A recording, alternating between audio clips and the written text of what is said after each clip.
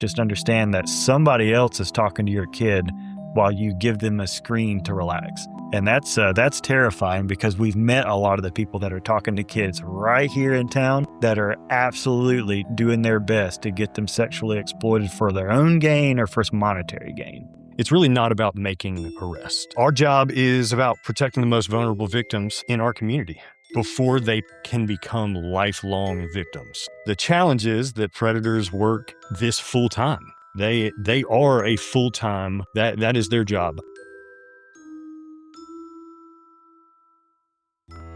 Welcome to another week of Have Serious. Today we're going to talk to Baker and Riggins, who are officers with the Huntsville strike team.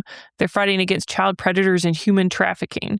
And yes, although that has been a charge that Huntsville and other departments across the country have been using, to focus on it with the ever-evolving internet and communications that go on with that, and the search warrants and difficulties with some of these platforms and their search warrants, it's a convoluted bunch of mess, and there needs to be a focused, trained team on that and how to better handle that stuff.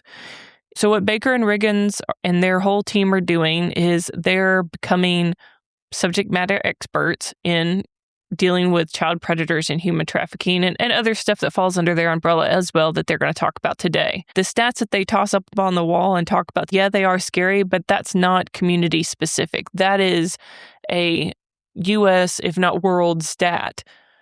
Sometimes easier to pretend that something doesn't exist than fight it head on.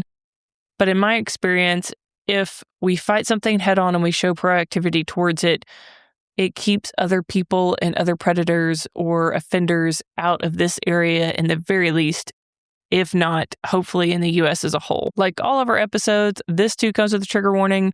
If you guys haven't tuned in before and this is your very first podcast, we talk about trauma, grit, and gallows humor. So, yeah, we hit on some pretty sensitive topics, and if you see the little red light beside the title, it means it is a police or first responder specific episode. If that is something that caters to you, or if you just like the topics in general, feel free to tune in. Now, as usual, I will shut up, and here are our guests. Cheers. Mm. All right, so before I get into the actual questions, and you guys do want to use your names? You do? That's fine. Okay. Yeah, All right. Absolutely. So before I get into the actual work question, I have an existential question for you guys. Right, sir. Do you guys exist when you're apart? Or do you guys only exist together? Because I've never actually seen you guys apart. I'm not a physicist, so I don't know what happens to him when we go home. It depends on whose wife you ask. This is true. If you ask my wife, no, I do not exist. Mm-hmm. Yeah. If you ask mine, she usually asks what he's doing when I get home. I can usually recite what his plans are when he does get home. Yeah. Talk a lot about boats lately. He's going to be buying. I could tell you pretty much his whole financial picture. We can go into that for sure. Our hobbies definitely start intertwining over all the time that we spend together. Yep. Yeah. Do you Good guys partnership still swim? that we have. It's good. Yeah. Yeah, you Very guys still platonic. swim together? We swam for the first time yesterday. Yep. Mm. Yep. For the first time in like a year. Yeah. and a half. 2026 for sure. Once we started doing these investigations, it has consumed our daily life. So we've been able to go for runs, still do Murphs, but spending an hour and a half at the pool, it's almost. So you know how it is. You get undressed, you Mm-hmm. go do your thing, you get back, you get dressed, maybe take a shower, probably not with us, but Yeah, you it's the guys whole just thing. chlorinate it and you're like, I'm clean. Yeah, no, we just kind of scrub each other in the showers back there, call it a day. Yeah, and take roll another back out. hour to do that. Yeah. Well, Yeah. it's a minute and a half. So, Yeah. yeah. It's pretty quick. Yeah. Yeah. It's not, That's it's good. not It's an efficient. inconvenience. Yeah. It's not an inconvenience. It's fine. I don't mind. Sergeant Stiffy doesn't mind. I don't mind. It's fine. So, speaking of time, Yeah. like before, when I got out, you guys hadn't even started this shit. Like it was like a whisper about stuff that was going to be started. So what is it that you guys actually do? Because I have no idea, no grasp of this, because this is the first unit that's been formed where I've been like completely uninvolved. I'm like, holy shit, this is new. What is it? So, which is kind of cool because I get to be like the audience where I don't know anything about it. So what exactly do you guys do? Do you want to go into that? No, yeah, I'll let you start us off. All right. So what had happened was the community relations program, of course, had 6 people, as it always has. Most of what we were doing was becoming obsolete pretty quickly. And Community Watch is now consumed by social media stuff. Mental health is now, the police department partners with Wellstone on a lot of the mental health stuff. And so all those things that were kind of happening a decade and a half ago, whenever we came in were just no longer a thing. So you would spend a couple hours kind of taking care of your business, and you're kind of just reactive to whatever pops up. Yeah. So because of that, we got in contact with Covenant Rescue Group, and they're like, hey, we can teach you guys how to run some of these human trafficking operations where you kind of proactively go after some dudes that are looking to have sex with children in your city. And it's like, well, that sounds kind of important. Let's try that. We tried. The first one went really successful, got 10 folks. After that, Riggins and I, of course, got kind of giddy, and we're like, well, I wonder what we can do finding people locally in town that are actively being trafficked, and went out and found a couple, and just kind of snowballed on itself. So, and on top of that, we got roped in with internet crimes against children. So we work all the ICAC cases now. So it's kind of a dual human trafficking, child exploitation role at this point, on top of the CRO stuff. Yeah. Was that self-initiated, or did you guys start that ball rolling with that, or was that like kind of the goal of it? So I will give credit, 100% credit. What got this ball rolling and gave us the ideas was the Covenant Rescue Group. So HPD partnered with them in January of 2025, like Baker just said. We did that first op, and it opened all of our eyes like, holy crap, this stuff is happening in our community. We caught 10 pedophiles that were willing to come and have sex with a 15-year-old child within 2-day op. We spent about 16 hours, and within 16 hours, we had 10 folks looking at potential life imprisonment for willing to come and meet up with the 15-year-old. Showed up, knocked on the door. Yeah, so they are 100% getting credit for just planting the seed and watching it grow. Now, the growth, I believe, comes from mine, Baker's, and every other member in our unit's passion. Mm-hmm. It's hard not to be passionate about saving children and being proactive when departments have been so reactive to these crimes in the past, and the lack of investigations that were occurring in Huntsville. ICAC is not a new thing. There was investigators that had ICAC ability before we came in and asked to be given those responsibilities. And we walked in because those jobs were not being fulfilled. I don't have all the details about why they were not being investigated, but we walked into 43 tips. Or was it 43, 46? Yeah, a backlog of 43 tips that were just waiting to So we walked start. in, and once again, giving credit to the individuals that had ICAC before us with HPD, there is no possible way one or even two people could keep their head above water whenever they are smacked with this many cyber tips. There was over 20 million cyber tips generated last year through NCMEC. So NCMEC, we're going to hit you with a lot of acronyms tonight. NCMEC stands for the National Center for Missing and Exploited Children. That's where we receive all the cyber tips.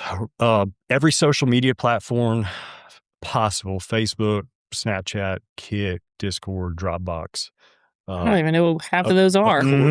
They are required by federal law to, if they do witness any kind of child exploitation, child pornography, they're required by federal law to notify NCMEC. NCMEC then takes that tip that they generate, and they send it to ICAC, the ICAC database. ICAC, we have some phenomenal, I don't know how they do the job, but there's some technicians. I heard there was only 2 of them in Montgomery, and they have to literally go through and watch every cyber tip. A lot of the cyber tips will come with anywhere from 1 to 5 to 10 files, and it's straight up hardcore child porn, infants being raped, bestiality, dogs on infants, just awful, awful stuff. So they have to sit there and watch that. They immediately subpoena the IP address or subpoena Google. There's all kinds of different subpoenas that are sent out based off of that just very, very small amount of information they get off that cyber tip. Once the subpoena comes back, they realize, all right, what city or what county does that IP address or Google or whatever fall in? And that is how we get sent the tips. Right now, I've got 6 tips pending, and I'm not one to allow my work to get me behind. I hate things pending over my head because I believe the victims that are in these videos, even though they might not even be U.S. citizens, I believe they deserve justice. Yeah. So I try and not get behind. I've got right now about 6 tips pending within the past 2 weeks. So I could not imagine how HPD believed before that 1 or 2 individuals could handle this caseload.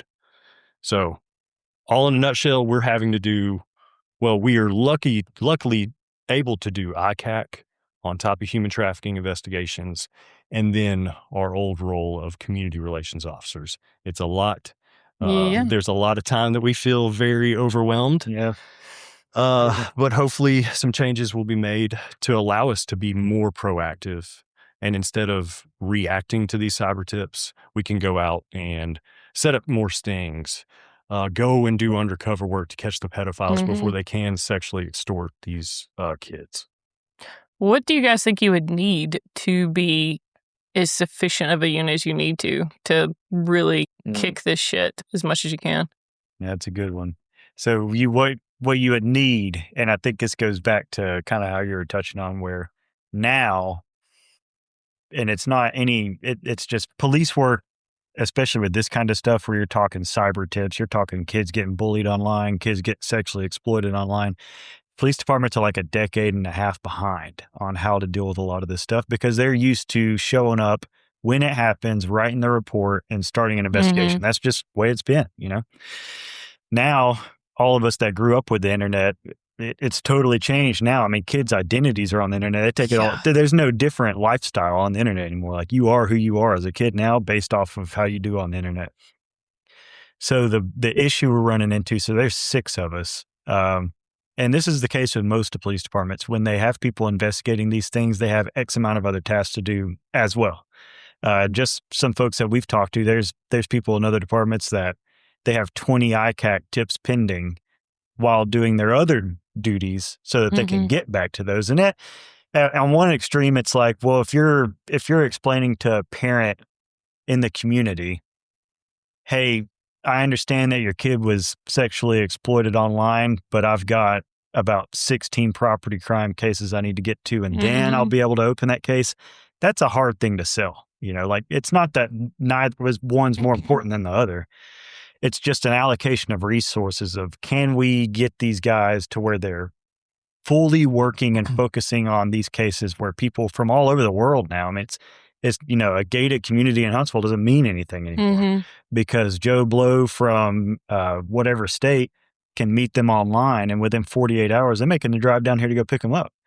We talked at a banquet not too long ago. The guy gave a story where his daughter, who was a young teenager, she was supposed to go to the airport, fly to her mom's house. Pretty typical thing that most parents of a teenager is like, okay, you could probably do this. And she could not. Somebody that she knew approached her, if I'm understanding correctly. I was like, hey, come with us.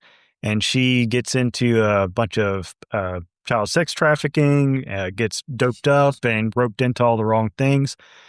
And unfortunately, in the old way of policing, it's like, we'll write the report and follow up, but we'll see what we can do. Now, if you have a unit focused full time on child exploitation and human trafficking, we could have interdicted that before it ever happened. Riggins and I went to a mom had called us saying, hey, this guy's talking to my girl extremely inappropriately. She's 13 years old. I don't really know what to do. There was no dad in the house, and the mom was taking care of her mom, who was very elderly. And so she obviously was overwhelmed. She had like 3 kids at home. And so we show up, and the girl's straight up. This guy's grooming her pretty classically. Like, hey, we should meet up. We should do this, X, Y, Z. And the mom's struggling to keep up with all of her duties, and the girl's online complaining about how her parents don't really love her, which obviously is not the case, but to a 13-year-old, it seems that way. The mom can't dedicate a ton of time to her. The dad's not in the picture. It's kind of the perfect storm at what people look at for trafficking a kid. And luckily, because there's at least a part-time unit, we're able to respond immediately and interdict, get her phone, do a digital analysis of all of it, and kind of disrupt that before it actually happened. But a full-time unit, it would provide the analysts, 25% of our analysts workload is strictly from us as a part-time unit. Dang. Yeah. And we're not talking about these analysts don't just get electronics from HPD. We're talking about the North Alabama Multi-Agency Crime Center that pulls electronics from all different counties, different jurisdictions. Our unit accounts for 25% of those digital devices that are given to those two analysts right now, That is or two insane. technicians. Yeah. It's wild. Well, yeah. And even, hey, a year and a half ago when we started, the amount of human trafficking arrests that city of Huntsville has seen was zero. Oh, yeah. It was, Just didn't happen. Yeah. And a lot of that's just, I have no idea what that charge really entails. I'm not going to charge somebody with something I'm not familiar with. That's totally understandable. Yeah. But in just a year and a half between human trafficking and child exploitation charges has been over 50. Damn. And it's simply because the city decided to give us a chance on doing it part-time, which we appreciate and we think it's paid dividends on. Yeah. But the thing is, we're still not dedicating enough time and resources to actually solving the problem. And Huntsville's a big city now. Yeah. It's not a small game anymore. Biggest in Alabama, right? Yep. Can you imagine? So a part-time unit like ourselves got 55 human traffickers and people that are preying on the most vulnerable individuals in our society as part-time.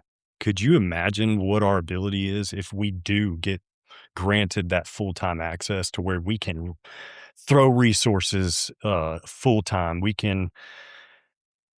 This would be our full-time job, is just to clean up our community and make sure the victims within these videos, the victims that are running away from their parents' houses because they didn't get what they wanted for dinner that night, whatever the case may be, getting them justice. That would be our job description. And I'll follow up on what Baker overall was saying. The biggest misconception about our job is that it's really not about making arrest. Our job is about protecting the most vulnerable victims in our community before they can become lifelong victims. The challenge is that predators work this full time. They are a full time. That is their job. I'm going to prey on a child, or I'm going to prey on a prostitute that's strung out on dope that is willing to do whatever she has to do to get that fix that day. And if we're only able to investigate these crimes part-time, we're asking a part-time unit to combat offenders who never clock out. And it's impossible. And I'm surprised, honestly, that the type of town that we are, that we haven't invested in that on the front end, because we're in engineering. We're a computer-driven area. Yeah. And so I'd think that the exposure rate would be way higher because of that. And it'd be a good thing, I hate to say publicity-wise, but to get on the forefront of and say, look at how Huntsville has really gotten ahead of all of this stuff and is now the forefront of this change. Because 25%? 5%. I think a lot of it is just it changed quicker than departments can adapt. I mean, you've got people that are 50 something arrests within a year and a half, and that's just what we have time to be able to allocate it to. Yeah. Had we been able to focus on it full time, and you probably could at least bump that 30-40% on just being able to get to more tips and investigations and more proactive work. But yeah. I was talking to somebody the other day, and he was like, man, I heard from one of my buddies that I'm trying to get to move to Huntsville. And he was like, man, I see a lot of these child sex offenders and pedophiles getting arrested. I don't want to be close to that. And I was like, well, surely you reassured him that this crap is everywhere. Thank God Huntsville has the command staff and leadership to implement a unit to go after these people, because they're everywhere. Yeah. We're the ones that are just taking that initiative to take them out of our community and to clean up our streets. Yeah. And I think that's a lot of perspective that people don't get. They're like, oh my God, or even back in the day, right? There's so much dope. It's like, no. They're cutting the head off the snake. And that keeps the bigger problems out. And to push it that way, that narrative, and say, hey, listen, no, this is actually preventing a lot of this shit. Because even then, I think you guys have maybe heard before on a previous podcast when it's like, hey, a lot of the gangs won't set up shop here because of how proactive the cops are. Same with that, I imagine. Yeah. If they know how proactive everybody is there, they're going to be like, well, I'm going to go do this elsewhere. Not that that's any better, but, you know. Well, we had a lady that lived, she was working from Memphis as a prostitute. And we were pretty early in our experience on some this another credit I'll give is it takes a lot of trust in your officers to do interdiction work on something that's brand new, brand new concept. But we were out there doing some interdiction work, and this lady she was out of Memphis. We saw her on a page. She had some bodyguards outside of this hotel that was kind of keeping a watch on the park, very similar to Dope Game. And so we're kind of gaming it. We're like, well, how are we going to get past these dudes where we don't look like a bunch of cops and get up to her and actually do a takedown, interview her, and see who has control over that person? Because it's not always, hey, this person from Huntsville is getting trafficked in XYZ. We got a number of stories. A lot of times they fly them in and they drive them in and they work in Huntsville because Huntsville's a fairly affluent city. Most people want to move to Huntsville. Yeah, the economy is still booming here. Yep, and there's some lonely folks apparently. Yeah, so they bring these people in, and she was working, and unfortunately she called us on our bluff where she was like, well, here's the thing, you guys aren't coming up here and I'm not giving you the room number until you send me a picture of your genitals. And we're like, oh, dang, okay. Do you want Google your photo? time. Yeah, it's Google time. So get on Google and we're trying to find something to send up there to her, but these people are dumb. They've done this 1,000 times. They're like, hey, if it took you longer than 3 seconds to send that, you're out, buddy. Yeah. So, but you roll with the punches. We're learning as we go as well. And she was trying to be specific too, and we understand doing the stings. Like these guys are not dumb. They want proof of life. So they'll say, all right, well, show me a picture with 2 fingers held up to your right eye. Well, she was asking for, I want to see your thumb next to your cock. So we were like, hey, do you mind getting that for me? And so that's Sergeant Stiffy. Yeah, and that is where the Sergeant Stiffy comes up from. For the viewers, Sergeant Stiffy is a very, very lifelike, very sub-average dildo. Yes. And it comes in handy. Yeah. It looks pretty realistic. Although the visual of you guys holding that, trying to pose with it, I'm pretty sure we have proof that we did pose with it. Yeah. So the thing about Sergeant Stiffy, and this again, it goes back to the credit. All right, so you have to as funny, as Sergeant Stiffy he is manhandling this as he's. All right, because he's got a personality of his own. He deserves to spotlight. Tell him about Sergeant Stiffy. Yeah, so Sergeant Stiffy, he deserves some attention because I'll go back to the whole. Hey, you got to really trust your guys. I mean, if you've got dudes out there taking pictures of a fake penis and are doing this at the end of the day to get a woman who is being driven from another town, who we have a criminal history. We have criminal history in Memphis. We have a whole connection with them, on a nexus with them on serious crimes in Huntsville. It's a hub. Yeah. And she's not the first girl from Memphis that we have had an interdiction. We had 2 other prostitutes we took down with Covenant Rescue Group when we were first learning about the whole interdicting the adult side of human trafficking. And did the best we could, kind of positioned them to where we could get a good picture and everything. But it's a whole thing. It's not just protecting girls locally in Huntsville, which we've got some good stories of some takedowns we did with girls in Huntsville. But a lot of times from other countries, they get flown in, which I'll let Riggins share that one. They get flown in from another country here to get prostituted, and they just mow them through the United States and fly them off to a different country to do the same thing. Shit. All in little old 256 Huntsville, Alabama. Yeah. So, and the story that he's talking about is we were really starting to crack down on the massage parlors in the area. So originally, the platform that we go and view these prostitutes off of, or these service workers off of, we would kind of bypass the Asian platforms because it would never be the girls that are actually going to meet up with you. So a lot of them are scams, but this one in particular, I'd compared with 2 different profiles that were all on that same platform. And I was like, this is odd. It's all coming back to the same hotel, the same phone number. So I was like, screw it, Baker. Let's go get in some unmarks. Let's go undercover and let's see what they're all about.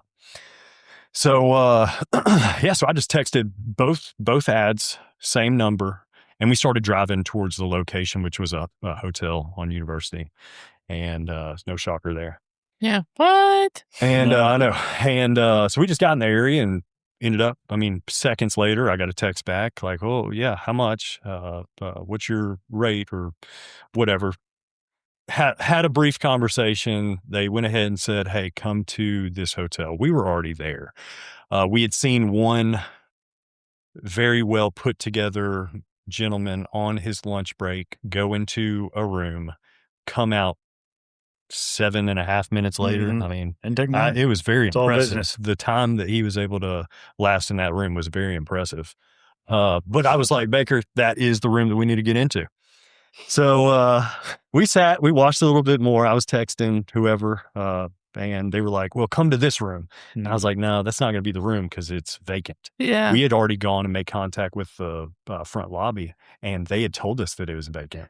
Do you think they were trying to get a visual of you before 100%, you went? 100%. Yeah. They were scoping the area. They were doing counter surveillance. And so we just watched the room, and we ended up, I sent Baker to the room that they told us to go to. Of course, you sent him. So that the guy could get visual, or whoever I was texting could get visual. Well, not seconds later, he sends another text, says, hey, we'll really come to this room. I know they saw Baker and they're like, oh, he's definitely. Yeah, he is definitely. That's the guy. Yeah, blends in perfectly. Yeah, we've seen him before. Common customer. He's been here before. He's definitely a creep. So finally get the legit room. It was the room we were watching the entire time with the 7.5 minute 4.5 pump chump that we saw walk out before. And all Baker does is knock on the door. Went perfectly. This Asian female with, I think she had a thong on or it something. Like a Santa Claus outfit on. Yeah, it was some kind of lingerie. Opens the door during Christmas? and hits her with the... She hit me, so I swung the door up. Well, she swung the door open for me, peeks over. Everything's hanging out. And so we walk in and... right behind him, me and I think, was it Chad or Levi was right behind us. We walk in, do a takedown on her, get her into the room. Hopefully we didn't make too much of a scene if there was a counter surveillance going on outside. And I immediately was like, hey, turn around, put your hands behind your back. You're being detained. She hops up on the bed on all fours and is prepared to get out of that charge. Yeah. And I was like, no, that's not how we do it here in Huntsville. Yeah. Get her detained. And she ended up, her story was pretty legit, and I could give her some sympathy. She had a autistic, or there was some kind of disability member of her family that lived in New York. She flew from China to New York to take care of that individual and saw an ad, and it was for hotel work. And contacts the person with the ad. They were like, yep, you can make this much money. You are going to travel all the time. You're going to stay in furnished hotels. We're going to take care of you. You're going to make some good profit off of it. So she was like, absolutely. I'm not from here. Yeah. I'm on a visa. Let's do it. Well, we ended up contacting Homeland Security over that. And we have been able to create so many partnerships by investigating these crimes. We have some of the best partnerships that I can even think of. Homeland Security is one. The FBI is very, very, proactive and involved in these kind of crimes, which adds to mine and Baker's new title that we just got that we'll go over here in a few minutes. But also SBI, the State Bureau of Investigation. We work hand in hand with them on a weekly basis. But we called HSI in this instance because we just didn't know what we were dealing with. And he was like, man, that is the Chinese mafia. They get these girls to fly over on visas. They immediately pick them up there in Brooklyn or wherever they fly in, and they will shotgun them across the U.S. They hit them with this very like, oh man, it's going to be an awesome job. You're going to make this much money. And little do they know, it's sex work. They don't realize that's what they're going to be doing until it's already too late and they're fully involved in it. And then let's say they fly into New York, by the time they make it all the way across the U.S. to LA, they drop off the face of the map. Yep. They even threw out some words like, man, they get rid of them. A lot of the time they do not make it home. which is extremely sad, and which is it just adds to the passion that we have for investigating these crimes. We're out there saving lives.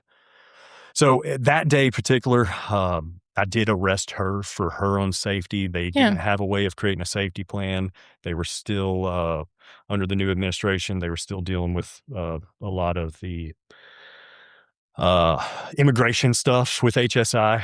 So went ahead and arrested her, and I had her attorney reach out to me a couple of weeks after because she couldn't bond out. She had nobody here local. Had her attorney reach out and say, "Man, you were spot on. I read your case. That is exactly what was happening. You saved this girl's life. I could not thank you enough for not just one, leaving her at that hotel and allowing her to continue down that work, but two, also not just giving up on her and throwing away the key." So that it's just one of the many examples that we will share today, showing our true impact of a part-time unit. And what could that impact be if our leadership would allow us to go full-time? And I think a lot of people ask this question because I would too if I hadn't been, involved in that career at some point. But why don't they just walk away? Right there in a hotel room, why don't they just walk away? That's a good question. So I think that's a good Northwood story on why. Because I just shared that example, the reason why that girl could not walk away. I mean, we called an interpreter out, everything. So we were able to get some like really good, camaraderie or information from her. Yeah. And she said they were withholding my passport. They would not allow me to leave this country if I didn't do it. I was already in too deep to be able to leave the country. Yeah. So they trap them. Yeah, 100%. And so there's another example with an actual local woman. So hey, why don't these girls just get out and get uninvolved? So we the first human trafficking, actual local human trafficking victim that we went out and interdicted was probably about 2 a.m. Yeah, it's about 2 a.m. Yeah. Such is the way of things. Yeah. And we're ordering up prostitutes. And we find one that we're somewhat familiar with. She's located a certain part of town where we're like, yeah, okay, this will probably be a good hit. So we send in B team, Officer Riggins, to go in and be the face for this one. Slightly below varsity, but We're pretty professional. Yeah, there's still time. Red There's shirted. still time. Yeah, there's some to allocate a little more to training and we'll get today too. Yeah. But anyways, thoroughness, man. Yeah, thoroughness. So we send him in, and to make it even more awkward, it was the sisters of the prostitute's house, and the prostitute's not even there yet. And so the sister's like, just hang out. I guess like hang out in the living room. Oh yeah, that's always awkward. Yeah, it's like, oh yeah, help yourself to the fridge. Have a seat. Just take off your shoes, why don't you? You're like, what? She was used to it. Yeah. So she shows up, and the prostitute herself has a child, which is not uncommon. Yeah. And she shows up. We obviously do the takedown, get to talking to her, and we're pretty new to this. We've only had a couple of operations at this point, maybe just the one, and are still kind of learning all of it ourselves. The very first one, yeah. And we get to interviewing her, and she's like, most of them, of course, are fairly combative coming right off. Be like, I really don't want to mess with the police. I'm not wanting to get involved with all that stuff. Yeah. Here to make some money. Like I got things I need to buy, et cetera, et cetera. And that kind of touches in on why they don't leave. So the longer we're talking to her, she's like, look, I just want to see my kids. And we're like, okay, yeah, I mean, you're going to be able to see your kids. At most, prostitution, you're talking a misdemeanor with us. Yeah. And she's like, no, my husband, he's going to be expecting me. And we're like, okay, does he know you're out here? Well, yeah, I mean, he's up the street. And we're like, what? He's like, yeah, he drove me here. And we're like, he knows you're out doing this? He's like, yeah, I'm not allowed to see my kids until I make this money. And we're like, whoa. Okay. And it was kind of a eureka moment because it was the first like bona fide, homegrown human trafficking thing that had been fleshed out right in front of us. Yeah. And it was almost, I mean, it sounds bad because human trafficking itself is extremely tragic and way more common than we give it credit. Yeah. To us, it was borderline giddy, like, oh my God, we just found it. Yeah. The third girl you texted. Yeah, the third girl that night that was messaged. And so we talked to the husband. He's obviously not as cooperative about all of it, but the sister of the prostitute was saying the same thing. Like, yeah, pretty common. She can't see her kids, and they got to make a certain amount of money before she's allowed to come back to them, stuff like that.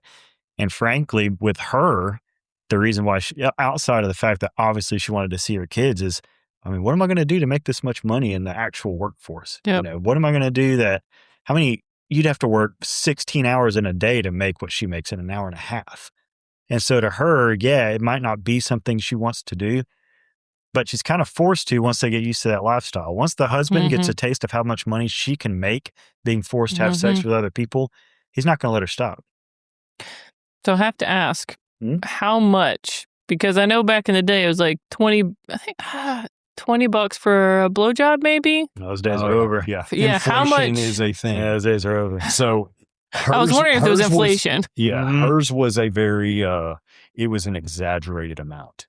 Yeah, what she charged? He 100% was withholding her kids from her until I think she said she has to make $600 and hand deliver it to him so that then his mom would release the child to him, who would then allow the real mom to see it, to see him or her. And so I was going to be the fourth person she was going to have sex with, and I'm kind of a little upset about that. Yeah, like I can at least get number 2 or something, but I was going to be the fourth that she had sex with that night.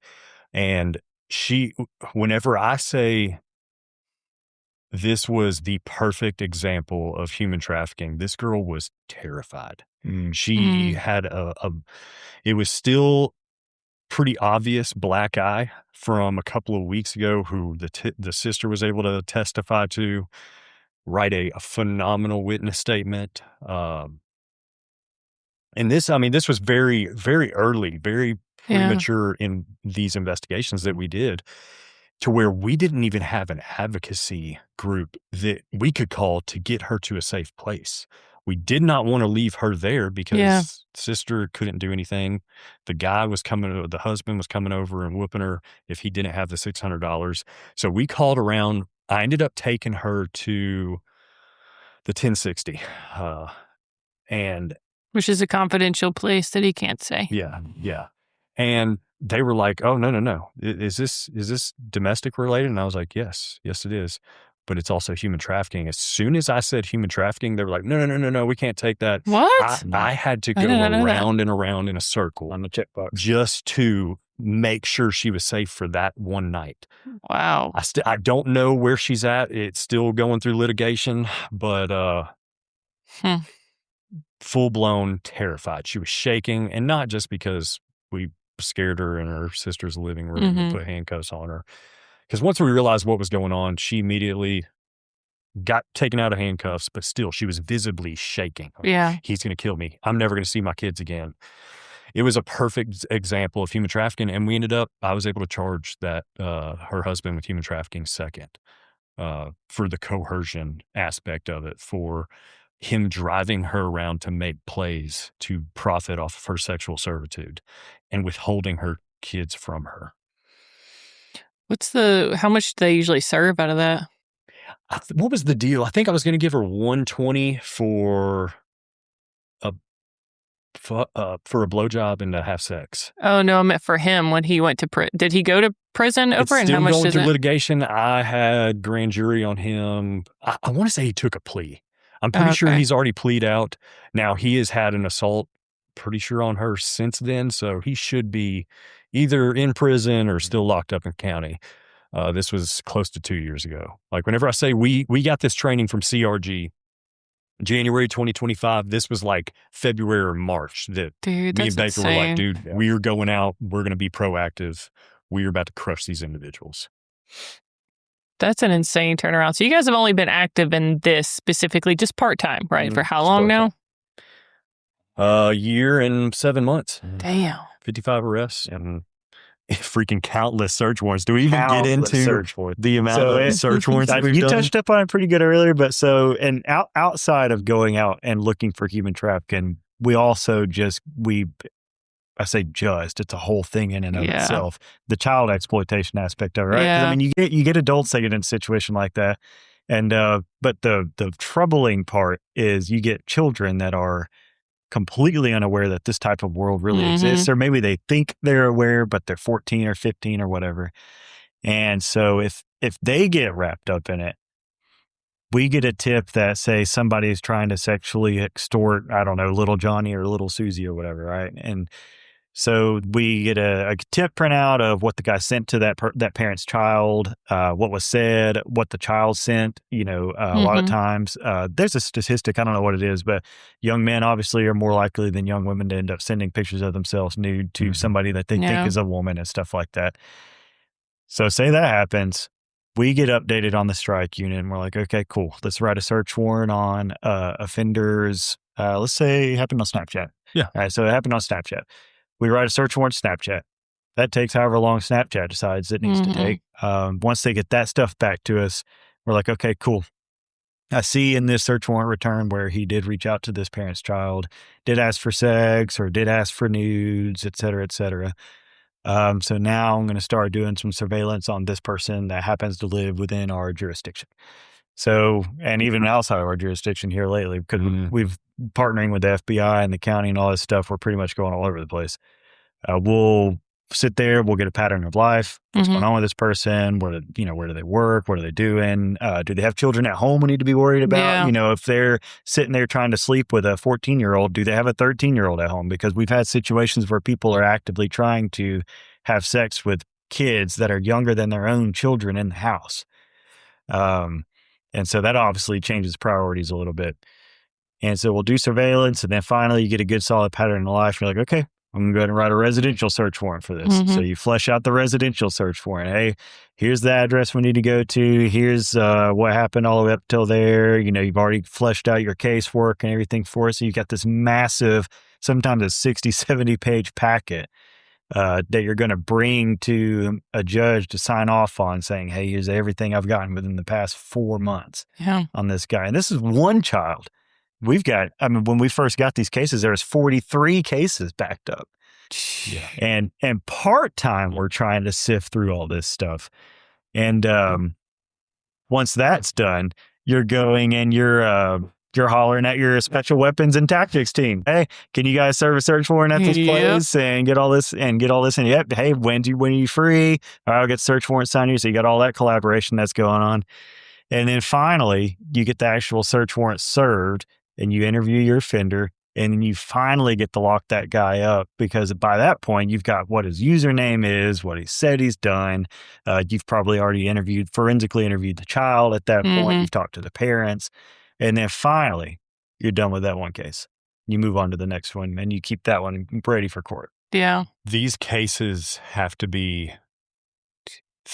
I would say, if not as thorough, more thorough than major crimes. Because one technicality, dealing with electronic service providers, IP addresses, pretty much having to teach myself Spanish because I don't understand the tech world. One technicality will get an entire case thrown out. And that's before you even figure out who the offender is. I've had one where I was able to at least label it to, there's two individuals in this house. I know one of the two, which were brothers, is uploading, downloading, and possessing child pornography. And I broke it down to SWAT just like that. I said, guys, I've checked all the boxes. It is one of these two individuals. I have to get into that house. I have to find this type of evidence. And that's all I got for you guys. Let's go out and do this. Yeah. And whenever it all came together, it was a freaking Mona Lisa. It was perfect. And we got that offender in custody, and I'm blunt and honest in all of my interviews, because I'm not going to listen to them. I'm not going to try and sympathize with these predators. Why are you doing this? Help me understand. Maybe I can get you help. A lot of time, no, but we're going to make it seem like I can get you help. Why are you doing this? And he said, dude, I prefer 9-year-olds. And I was like, okay, well, why do you prefer 9-year-old females? Well, no, it's not 9-year-old females. And that kind of threw me through a loop. Like, why? all the child pornography that I have on you is of infant little girls. One particular had her hips getting dislocated while an adult grown male was having sexual intercourse with her. You could see the tips of her humerus slipping out of the socket as she is. At that point, she was so in shock that she wasn't even crying anymore. It was just a very very deep moan that I had to turn the volume off on. And I asked him, I was like, why are you downloading the females being raped? And he was like, well, I'll break it down for you. My dad's going to kill me. I know I shouldn't be talking to you, but I'm going to try and be honest. So I thanked him for that. And he was like, that's how I recruit the boys that I eventually want to rape, is I send them little girls being, having sexual intercourse in hopes to turn them on. And then I knew, hey, we just got the freaking golden ticket. He is going to Willy Wonka's chocolate factory, Madison County Jail. Let's do this. And, it's just another example of the freaking predators, the sheep in wolf clothing that we are dealing with, the guys that think that what we are catching them with, it's a lot of the time, especially the ICAC stuff, it's a behind the closed door thing that they are grinning ear to ear like, oh man, I've been getting away with this. Nobody will ever find out with this. And then boom, SWAT hits their door and we bring everything to the surface. We got a pretty cool statistic today. Yeah. Just in 2026, so we're at the end of July, 1st of August, just in 2026, our SWAT guys, Huntsville Police Department SWAT team, we are Strike Task Force. It has about 90% of their residential search warrants right now. Oh, shit. And he said up until Strike was generated, it was all narcotics. Or if there was a shooting or something like that, they would hit the house. But that was a pretty big freaking compliment. 90% of our special weapon and tactics team from a part-time unit. From another part-time unit. Yeah. I'll tell you what, if SWAT goes full-time, we better have a freaking birthday cake waiting for us. Take additions to the strike unit. Is that how it works? We're going to be flipping our little tablet around asking for some tip percentage. 18%, 20 or 25. All right, we'll go ahead and pay whatever you want. If both of you guys went full-time, SWAT and strike? Oh, yeah. The city, there'll be a lot of doors getting knocked down. Oh, my sure. That's so, and I know I've talked to some people and they're like, hey, wouldn't you rather these guys, the fact that this has to be a discussion is crazy, but to be like, wouldn't you rather these guys do their thing to these videos and images than actually go touch the child? I understand it, yeah. And it's like, first off, I'd rather not do either. If I had to say, that would be pretty cool. One causes the other and it causes more. So exactly. Yeah. So we were looking at some statistics and 58% of people that have, child pornography, which we call CSAM now as an acronym, 58% of people that have it have already molested or raped a child. Damn. So it's not that, well, wouldn't you rather than this? It's like, no, I mean, they're probably doing both, and what's the other 42%? Are they just waiting? Is there not that opportunity yet? Have you not been able to groom anybody yet? Yeah. You just don't know. So the whole point is, we used to go back and write reports after it happened, and that was fine. But the new way to police this stuff is we're going to get involved before it happens. Yeah, and while we're on the topic of statistics, we were sitting over dinner today. So there is a statistic that the Covenant Rescue Group is famous for riddling out, that if any grown man that comes to have sex with a child, he already has upwards of 150 real life kids that he has sexually abused in his wake. Damn. Before conviction. Yeah. So that's not even that. We're kind of thinking in the future, we get hands on him. It's going through prosecution. That doesn't stop him until he is convicted and freaking put in jail. And if that doesn't light a fire up underneath our justice system, I don't know if you're in the right career path. Yeah. But so with the 29 human traffickers, these individuals that are showing up to have sex with these children that we have caught over the past year and a half, 29 times 150, you're talking about just in Huntsville, Madison County, myself, Baker, Chad Schrader, Michael Tucker, Levi Sellers, Brittany Williams, and Chris Davis have been able to get justice so far for 4,350 children. Holy shit. And how long of a time frame is that again? A year and 7 months. Damn. From a part-time unit. We're proud of it. Yeah. You should be. We hope the city is, because it's been a huge undertaking within the past year and a half, but it's been worth it. I mean, also, I love the dope game, but I think that this is a better thing to invest in. And I'm partial to dope shit. It's just that one is, for the most part, right, victimless. This one obviously has victims and a plethora of victims to go within it. Yep. Yeah. So that's a pretty awesome number to be able to say that you helped that many people, or at least, I mean, the thing with the policing, right? How many did you guys prevent by stopping those? Yeah, don't fucking know. Endless. But we do have to remember, we have a Halloween event we have to plan. Yeah, the Halloween event. And So we they have still hold jobs. We have I a will fucking be community there, watch. too. Yeah, they We have still a hold community jobs. watch meeting for October. We have to plan. Yeah, So, and that's the it's not priorities, y'all. Yeah, it's not it's not a tragedy, but it is hard because the police departments. I mean, how many times have we laughed at the whole phrase? Well, that's how we've always done it. Right? Yes. The way the police officers, Mhm. police departments work is the second you introduce change, somebody has to put their name on the line to the change. Mhm. And with a litigation society, even when you do everything right as a police officer, you're looking possibly at litigation, criticism, Mhm. nonstop, just people judging your actions and seeing if there's any way that they think they could have done it better while they're hanging out on the couch. Yep. And I know it's terrifying, but at the same time, like Officer Riggins was saying, it's what other way galvanizes public support than going after people that are trying to sexually take advantage of kids. There's just no other way. And if that doesn't galvanize the community, then I don't want to be part of that community. I I'm going to move. don't know what else you want, and it's the fact that just in such a short time, so much has been done. I'm extremely excited for the time that they do make that investment of, hey, we're ready to have you guys rock and roll full time on this. Let's see the result.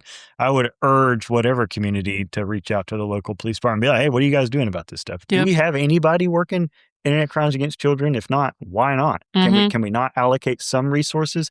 Yeah, property crimes are important, and all these other different types of crimes are still important.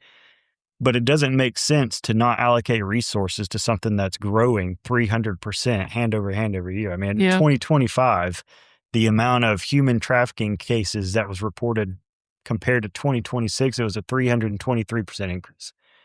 And it's just easy. It is so easy to hop on a game, a server, and chat to every single kid accessible in the United States and convince one that is vulnerable, I'm the guy for you. Like, I will take care of you. That's all it takes. There's a statistic out there that says it takes about 48 hours for a child to get comfortable enough with an adult online to meet them in person. That should terrify them. Yeah. I mean, I've got 3 kids myself. Yeah. I know Riggins has got some girls. We've all got kids. Matter of fact, in this room, stats show that 1 out of every 6 runaways end up being sex trafficked before they make it back home. That's scary. And we've got 6 kids between all of us in this room. Scary. And so our job is, hey, we're not trying to.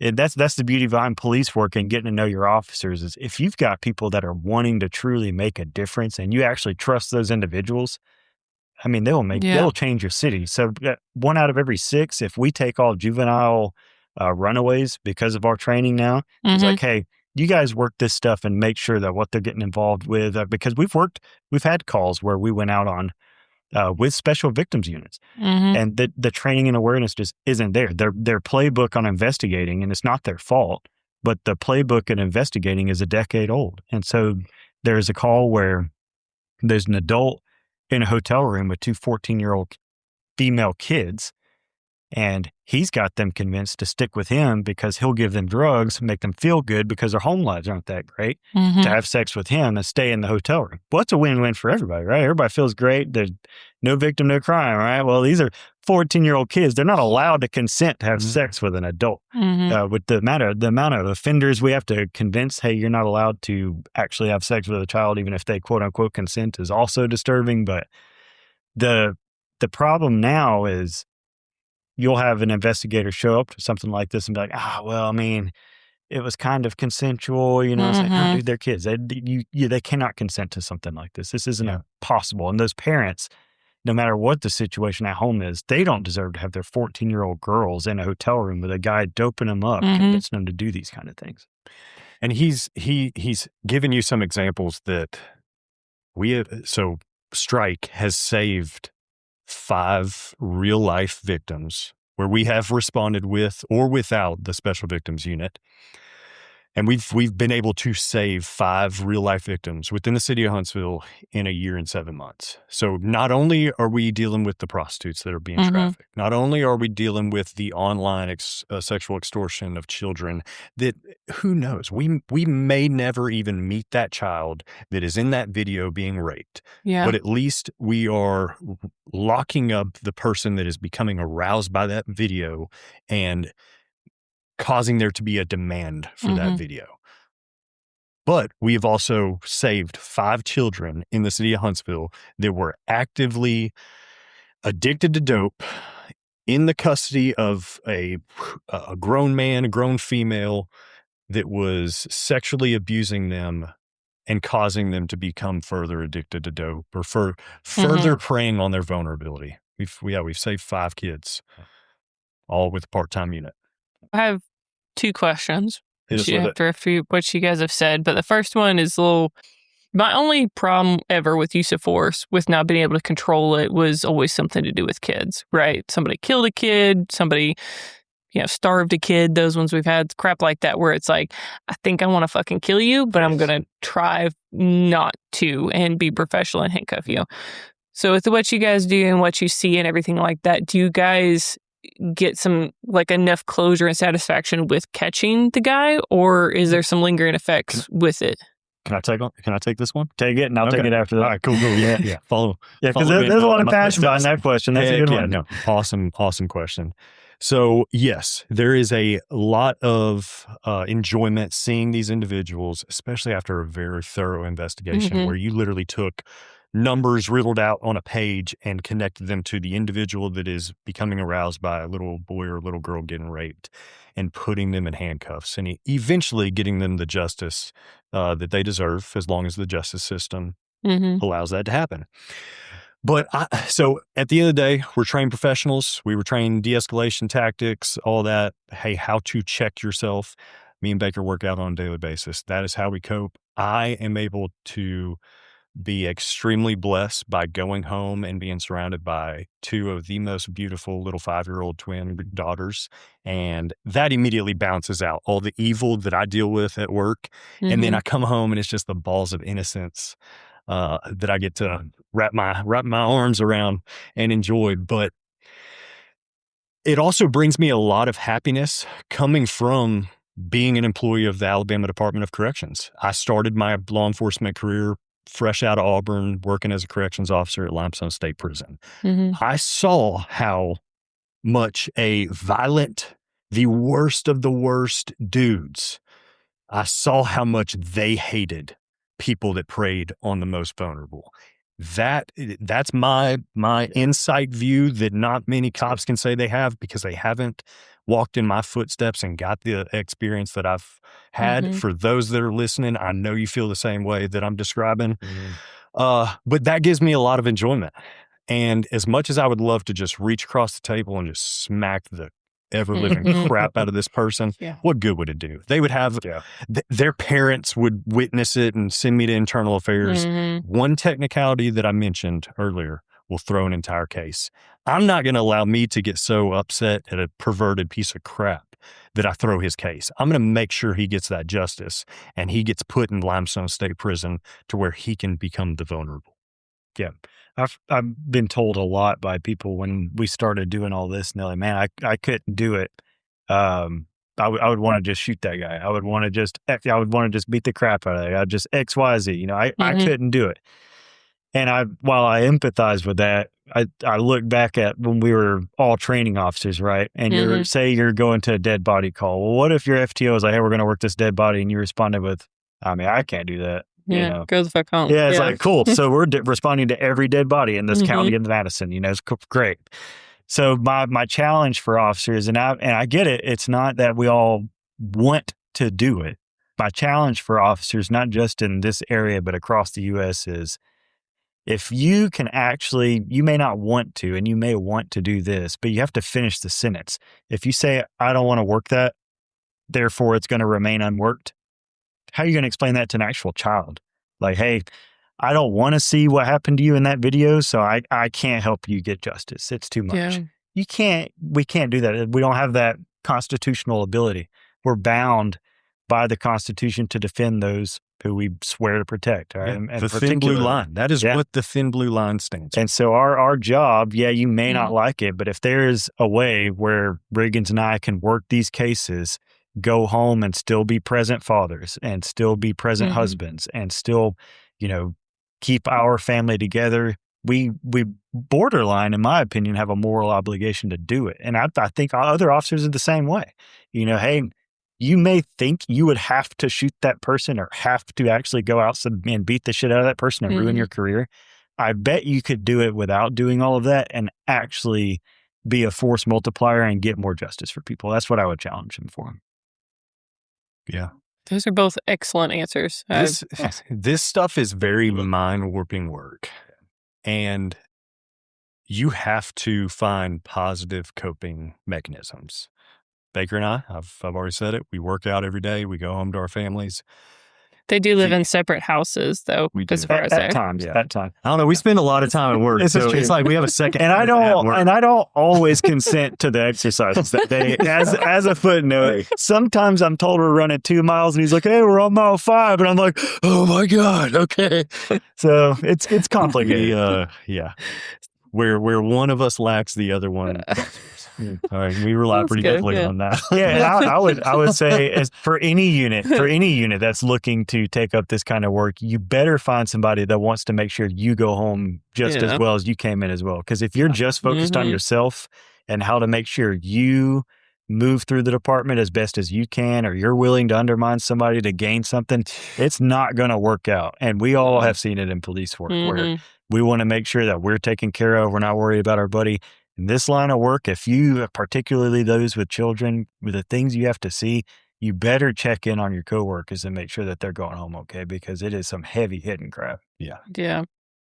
And I think that's a loss that we've had, that I've realized over the decades, I guess. You don't see as many people teaming up, supporting each other to such a high degree. So it's really refreshing to see you guys do that. And I mean, there's others, obviously, but I just mean, I'm glad that you guys have found such success in what you're doing, because you guys also, it sounds really weird when I say it, because have each other, but you know what I mean? Yeah. I'm actually surprised this couch is carrying all this girth over here. We do that. There's room for one more. I was going to just put a chair there, and I was like, that's fine. So the other question that's a little lighter, but also I'm just curious from a standpoint as a parent, are there some platforms that are more apt to share and say, hey, listen, here's all this information, and some that are gatekeepers and are like, no, fuck you, you're going to have to fight for it?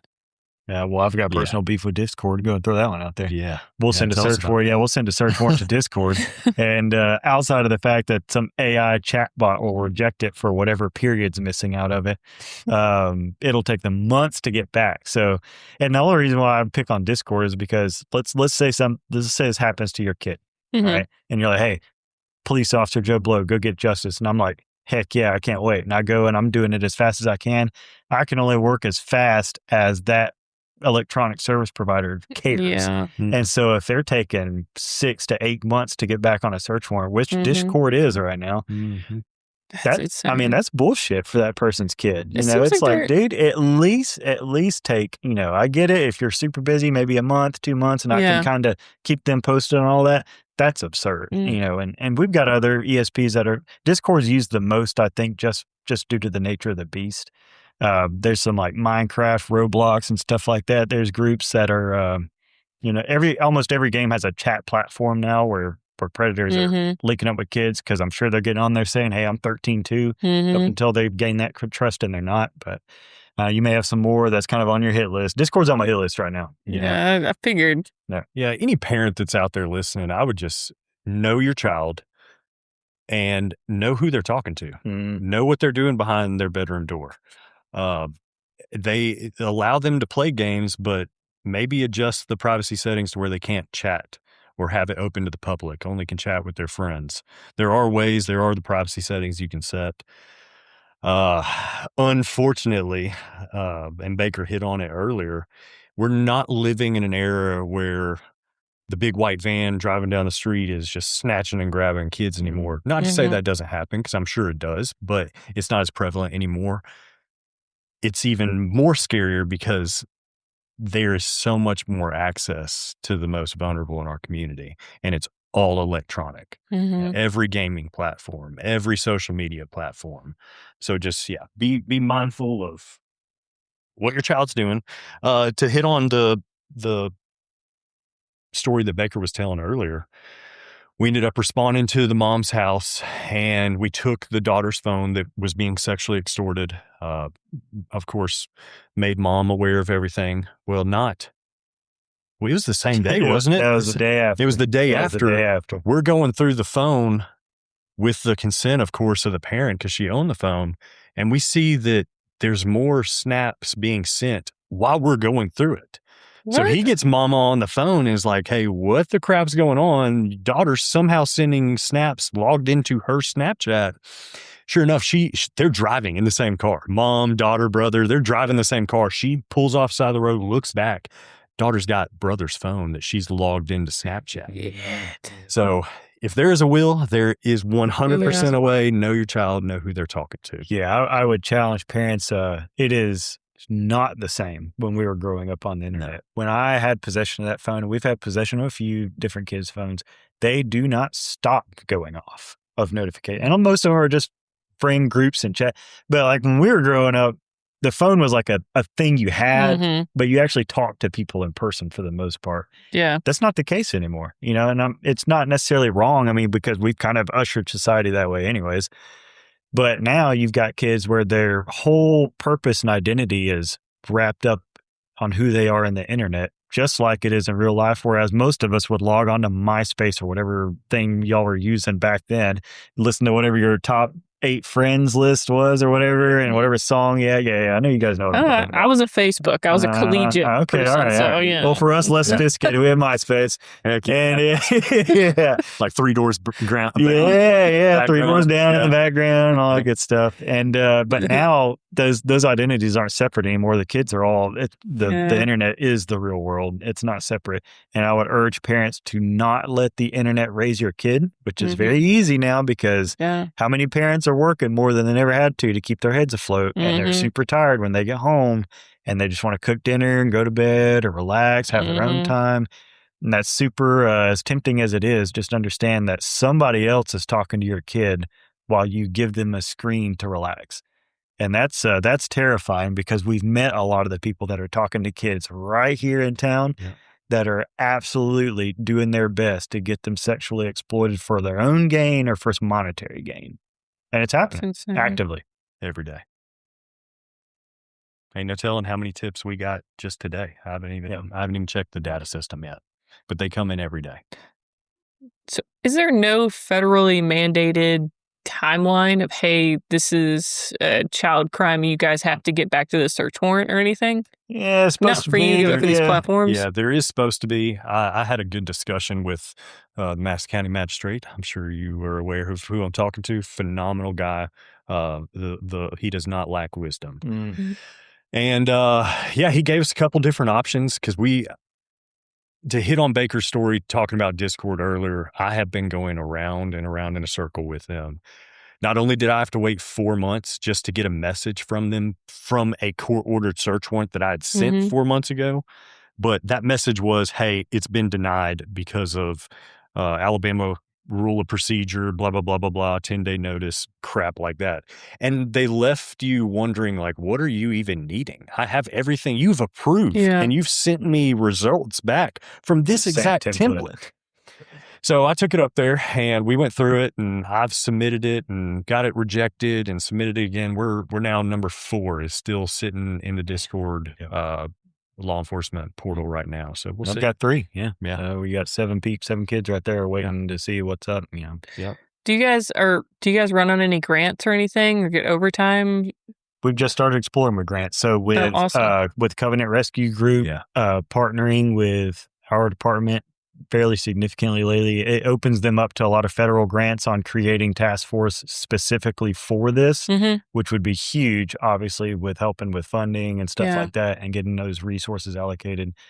They're just now starting to crack into all that stuff since all this is still within the past year and a half or so.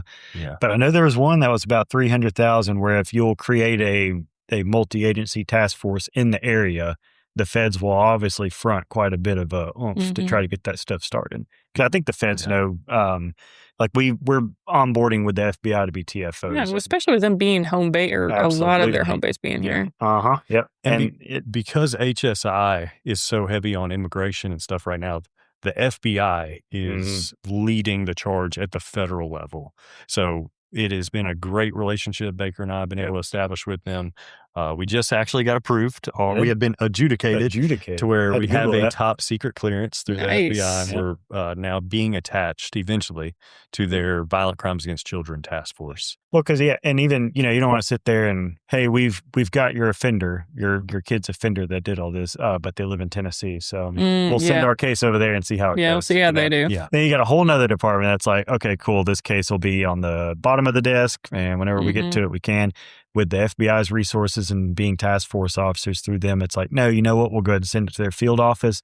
I will import my case over there along with my physical self and make sure that justice is actually served just because they crossed a state line.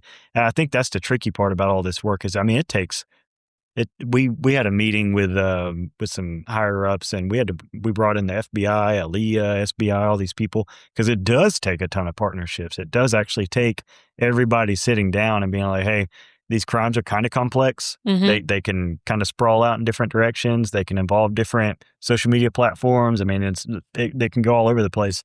But I would urge police departments not to look at all that and be like, well, I don't have the time and resources to handle all that, because you do. You just have to sit down and figure it out. And that's no different than policing 20, 30 years ago when things were changing with the internet rapidly evolving and financial crimes online, suddenly becoming a thing. I would urge them to be willing to put a little bit of skin in the game to protect those that frankly are the most vulnerable in our communities, most prone to getting taken advantage of. Have you guys mapped out to know, ideally, since you guys are kind of the forefront of this, what you guys would need to have a fully functional unit, kind of like, the other multi-jurisdictional units that we have? Yeah, so we try not to create a problem if we don't already have a solution. That's how I've noticed we get what we want if we already have that plan in place. And so, so if we could just get HPD command staff to allow for 3 new CROs, one at each precinct, they will be able to handle it perfectly, very easily. The only reason why we are doing the responsibilities that we have right now is because we had applicable amounts of time. We would have 1 or 2 hours of CRO work, and then we'd be like, all right, well, what do we do now with our time? So yeah, that is the plan that I would like to pitch to our command staff. And it's easy. I mean, you can't really use we don't have the officers for it. It's just, we don't have the ability to do that right now. It's 3 people. Have 3 people that want to plan events, that want to plan the community watch meetings, and go and shake hands and kiss babies kind of thing. Allow us to continue to catch these predators. And I've never been a CRO, obviously unfortunately had to work with you guys some. Just kidding. But why couldn't, out of the duties that you guys do, why couldn't a civilian come on and do that as a job if we were having such a problem with this one? That's so we have the luxury of being simpleton officers where we don't have to make such judgment calls. But we, from our experience doing the job, and I know we talked about it earlier, where things have rapidly changed to the point to where you can get away with half the amount of CROs because the world has changed in the past 20 Yeah. years. You don't have massive community watch groups onboarding, communicating with each other, needing to facilitate that communication with the police department. You have HOAs, you have Facebook groups that are all looking out for each other. These are all great things. They're way more effective than what it used to be. You have mental health becoming taken more seriously now, to where you're not having a police officer who frankly has no idea a whole lot about mental health, having to make judgment calls on if somebody's supposed to be involuntarily committed against their will, which we can do in a triage situation if you really need us to. But again, what police department wants to be open up to that kind of litigation? No. Bring us some people that are professionals in mental health to come out here, and we'll make sure you're safe. And we'll make sure the scene's locked down and everything's good to go. But have somebody educated to come in and really look at this stuff.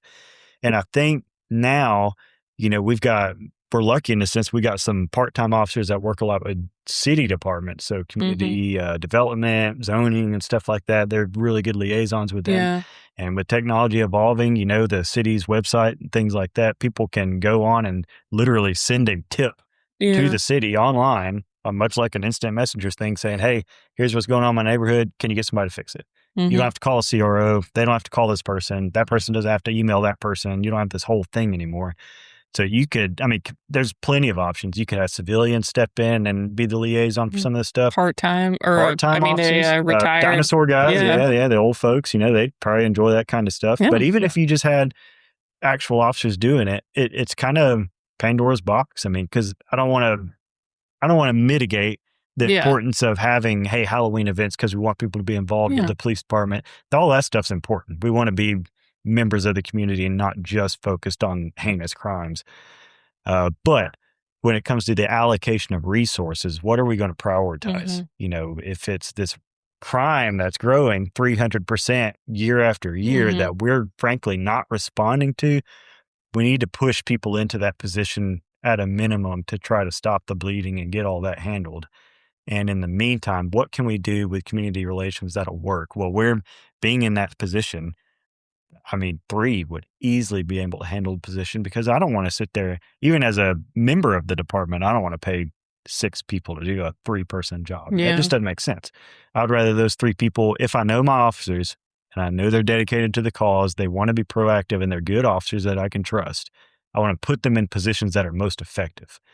And I don't want to leave them sitting there, working 2 hours out of the day and waiting for the city department email that day and may not even come. And they're just kind of hanging out for 6 hours. I 1,000% think officers do a great job in the CRO gig, but I see the only argument I can find in it would be, where are we going to get 3 officers? Because manpower and all other stuff. So, and that's what motivated the question, just because I feel like there's ways to outsource that and not so much what you guys are doing now. Yeah, it's a good idea. Yeah, where is the work being done? If say you've got X amount of investigators doing this job and caseloads drop by 20%, where are we allocating the resources we already have? Yeah. If you have people right now that are willing to do part-time CRO and part-time something else, there's your resources. Where do we want to allocate what's most affecting the city to make sure that we're as successful as possible as addressing these issues? Thankfully, I'm not paid enough to have to make those decisions, but I have opinions. If I was ever asked, I have opinions. But just like Riggins and I both, we want the city and the department to be as successful as possible, of course. So that's our goal is, hey, if you'll listen to us, I think we found a problem. I think we have a solution. It may not be the solution that's wanted. And if it's not, that's great. You guys think of what you think will work. But to us, having 6 people do this many things, you sacrifice on all ends. We can't address all the community complaints as effectively. We can't get to all the casework that we're needing to get to when it comes to child exploitation. We can't be as proactive as we want on human trafficking. And it's just a totality of it is a ton of inefficiency. Yeah. And if you can go in and look at that and be like, you know what, as somebody who's paid to keep these things from getting backlogged and organized, let's sit down and figure out a way to look at it. And you guys aren't just exclusive here to this area. You guys have given speeches and you guys can work elsewhere to some degree, or how does that work? You talk about our travels.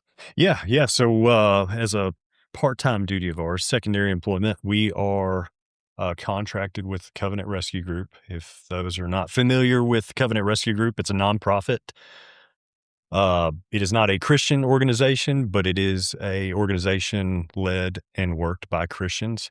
And all the nonprofit means is it is free of charge for whatever department chooses to allow the Covenant Rescue Group to come in and do the training that they did for us, that gave us the idea, that gave us the training to allow us to get the experience and create the strike task force. So I cannot speak high enough about the Covenant Rescue Group. But yeah, we are subject matter experts and human trafficking instructors with CRG. We were out in Texas in January and we caught 8. Yeah. I know there was more that we had to swear out warrants on because Texas has different state laws. Different state laws. But CRG has not slowed down. They're not planning on slowing down. Oh, wow. That is where the grants come in astronomically. That is the only thing they lack is money and funds to go and train free of charge these local, state, and federal agencies. We were in Wadowee not too long ago and had all just like I said, all kinds of local, state, all the way up to the FBI. There had members of the Mobile Task Force in there that we did an operation. So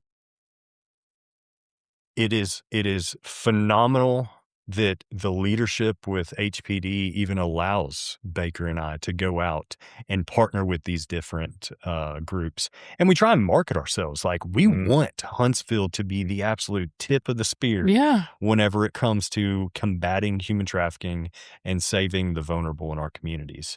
And right now we are. We had to speak at a CRG dinner this last week, and we were guest speakers. They had Riley Gaines there. They had Jared Hudson, that was the senator candidate, who is the CEO of CRG.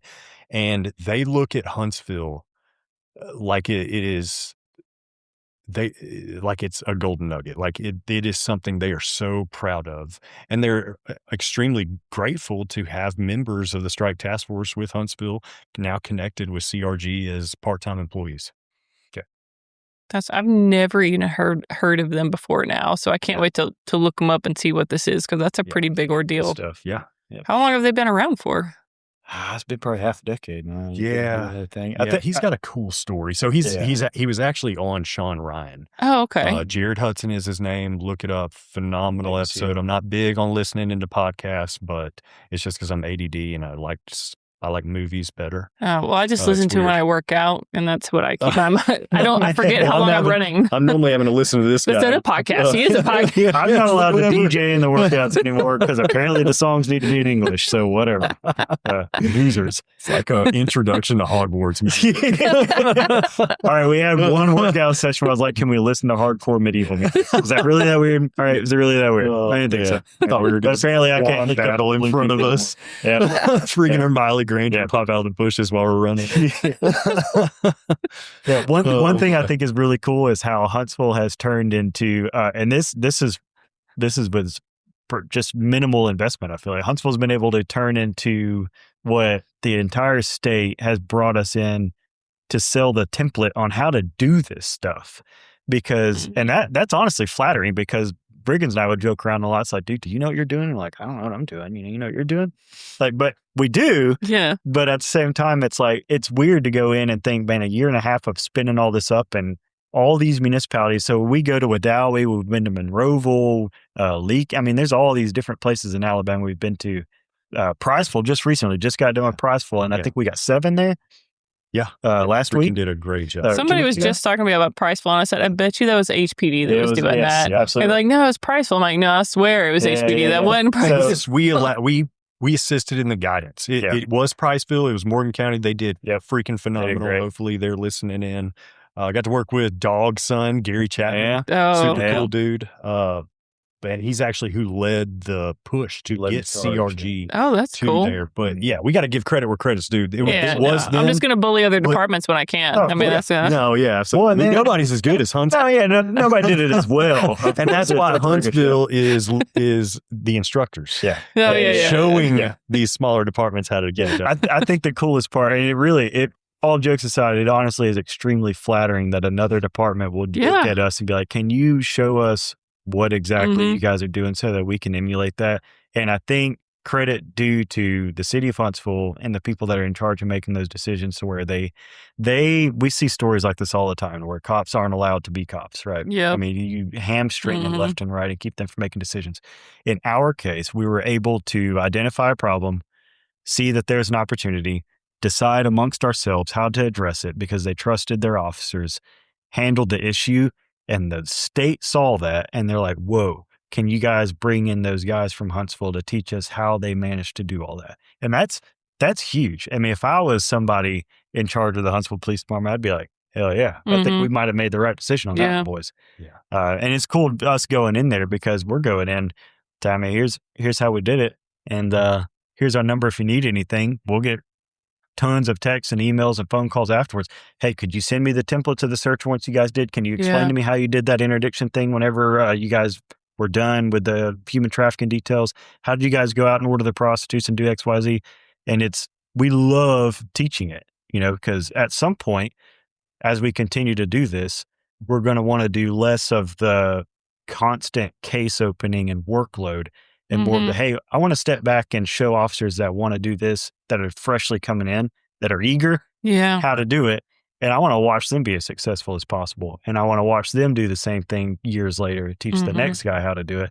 Next thing you know, the entirety of North Alabama, I'm hoping by the time I retire, which is a long ways away, there will be a North Alabama established human trafficking and child exploitation task force where they're not having to have these conversations of, can I partner with the feds? Can we get a little more help analyzing all this stuff? And it's natural in the early phases, have to fight those fights. I mean, it's just part of it. Yeah. But I'm hoping by the end of it, there's an apparatus created to where those officers can just train individuals and they can just go out and kill it with the resources, to where the second somebody thinks that they're going to drive into North Alabama, meet a 15-year-old and actually take them from that home and drive them out to New Mexico or wherever, it is not an option because it's already picked up on the radar. And I'm super excited. I mean, we got some time, and we're hitting pretty quick running on the front end, but we're hoping to get there. So given a year, where do you guys think? I mean, a year is a short span of time, but what you guys have done in the time that you've already had. Yeah. So what do you guys hope to accomplish in the next year? If we have a full-time unit in a year, that's all we need. Yeah. All we need is the time. So there's this cheesy phrase I like where the reward is the work. I love doing the work. I just need the time. I need the department to say, you know what? You got it. You guys run with this, be as successful as possible, and set an example to where other agencies are going to be proud of you and be like, dude, you got it. We got to handle it. And that's all we need.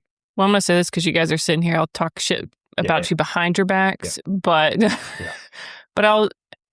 to me, as if I was in a leadership role still or something like that, the people that you want at the forefront of these units are the ones that are invested in it before everybody else is invested in it, before it has the clout, before it has the stuff. So just like when Stack was forming with Actors, all those other teams, and you guys, and I've talked to some of the others too, you guys have the motivation to do it without being told, hey, this is successful. So I feel like you guys are the ones to lead the charge on this. And I hope that it comes to fruition because you guys are two hard fucking workers. I mean, I've seen you guys drown for years now and you guys keep going back to the pool. So you guys do work pretty hard.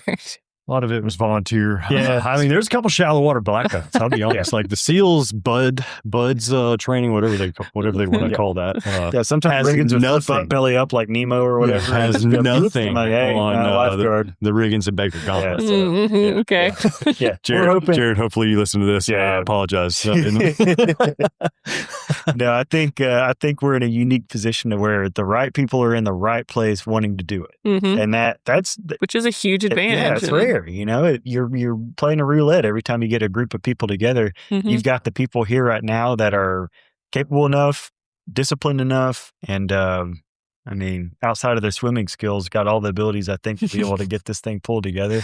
And I'm super excited to see where it goes within the next year. Yeah. God, I am too. So to go back on a softer question, who plays the UC or the undercover more often? Ooh.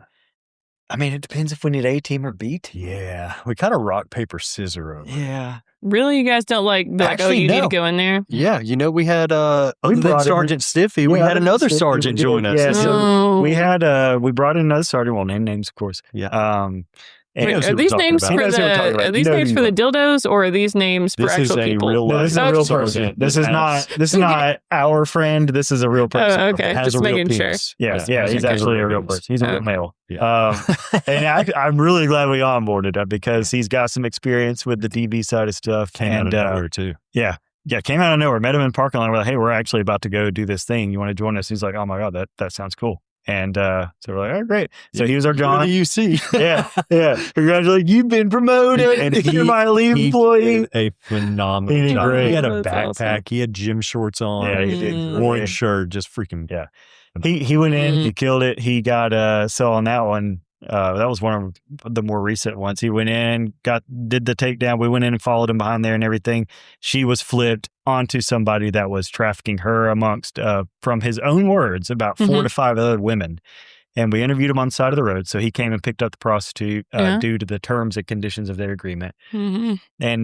And just it's laughable how unaware even offenders are of trafficking. Because back in the day, everybody kind of sold the whole pimp thing, like, oh yeah, I'm pimping out girls or whatever. They were proud about it. Yeah, they're proud about it. And now we know for what it is. It's trafficking. Well, this guy was like, yeah, man, she's just one, man. I wasn't going to have sex with her. I've got a rotation of 4 to 6 women that I know what to look for. I try to make sure they don't have driver's license. I make sure they don't have cars. I make sure that they may have a phone. I try to make sure they don't have a lot of money.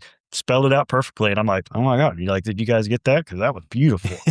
And he's, and since they don't have all that stuff, I know I can come in and either ask for sex or money or whatever I'm wanting.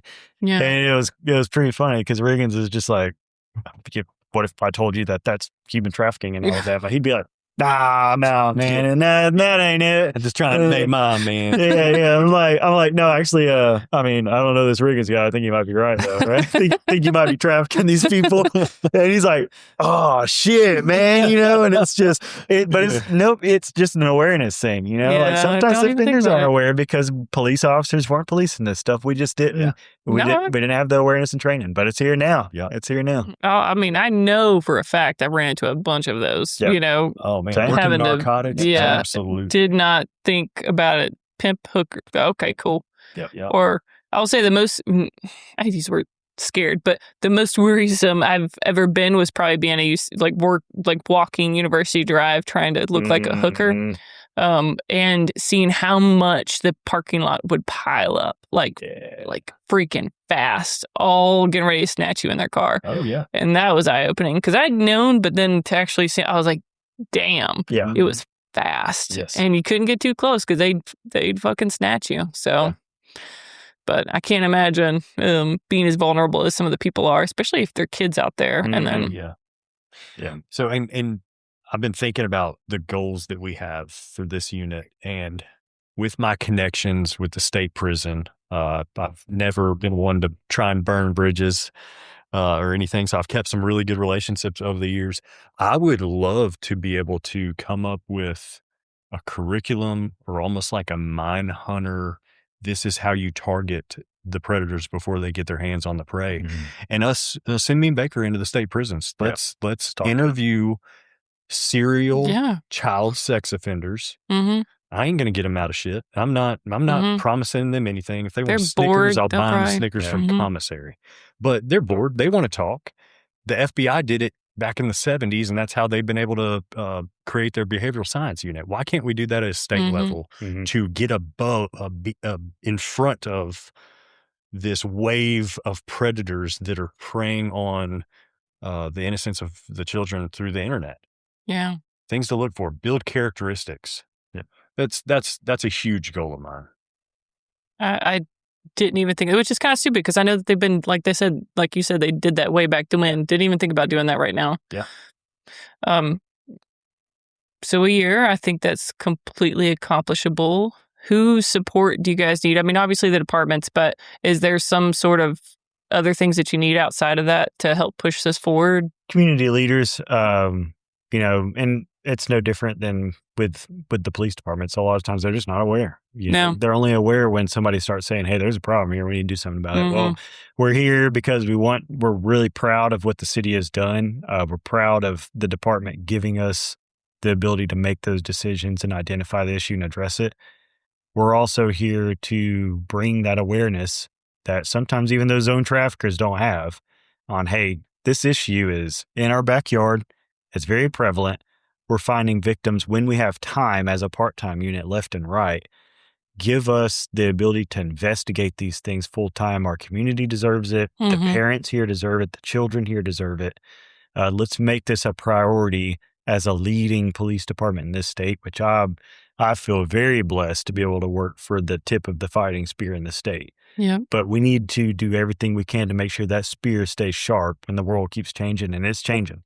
And it's time to address these problems the way it is. And I would urge community leaders to be able to work with their local police department to make sure, hey, let's get these things addressed and make sure we're the example that the state follows.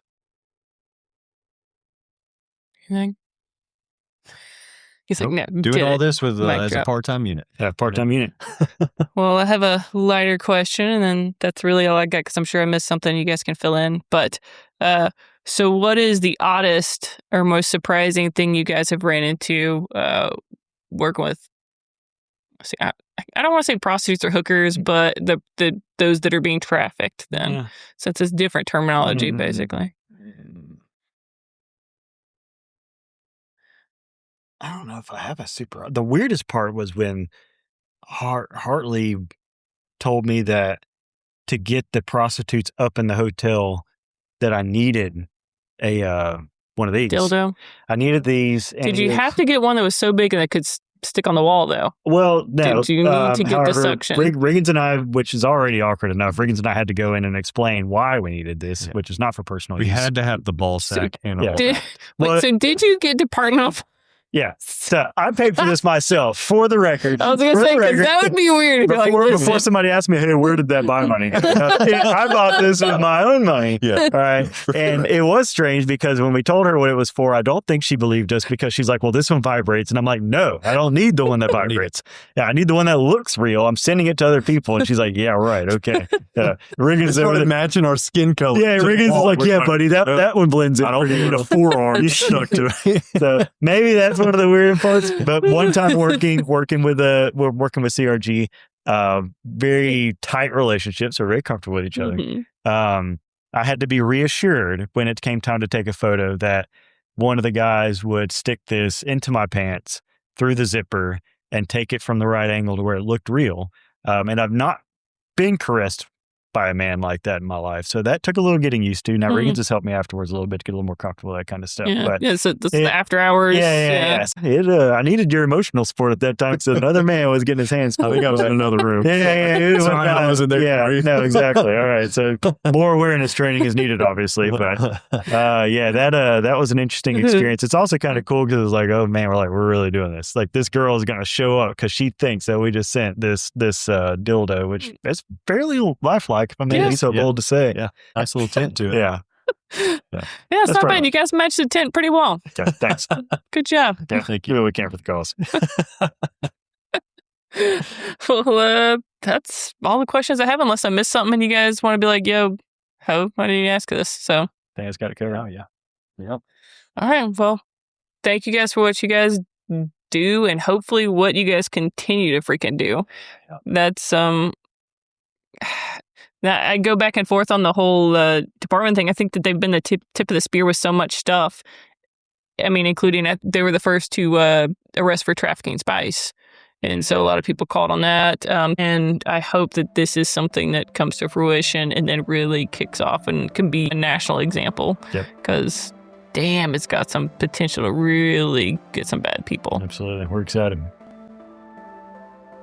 As always, thank you guys for tuning in. If you like this episode, maybe go back and check a few other episodes out. Some of them are really, really gritty, and some of them are surface level. So pick your poison, so to speak. We do sprinkle gallows humor and stuff throughout because that's kind of the gig. Trauma, grit, and gallows humor. If you are just interested in first responder episodes, if you find the little red siren thing beside it, I don't know what that emoji or emoji actually means, but I'm using it to show a little red siren on there. So whatever, if you see that thing on there, then that means that it is a first responder episode.